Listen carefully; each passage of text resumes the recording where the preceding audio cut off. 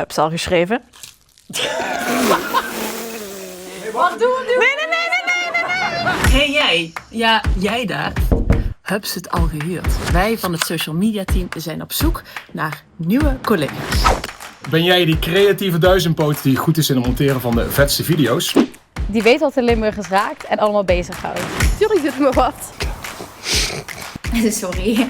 Op de hoogte is van de laatste trends op YouTube, TikTok en Instagram. What's your fucking name? En bereid dus om door weer en wind verslag te doen van de grootste evenementen in ons mooie provincie. Dat is mijn schoonzus, hè? Spuitkots. Fijn. Ik ben een hefdrugchauffeur. Doe normaal. En niet geheel onbelangrijk. Dat is van een lekker stuk chocolade. Kortom, ben jij er klaar voor om miljoenen mensen dagelijks te raken en te inspireren met het laatste Limburgse nieuws? Waar wacht je dan nog op? Solliciteren! Oh, ja, nog één kleine tip. Het is misschien wel leuk als je jezelf even voorstelt. Maakt het voor ons ook een stuk makkelijker en nog leuker.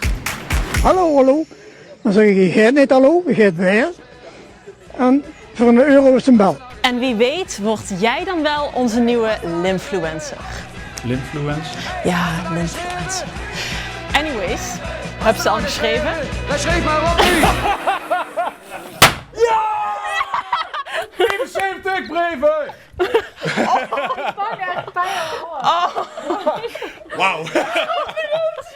Dat was precies zoals ik dacht dat hij zou.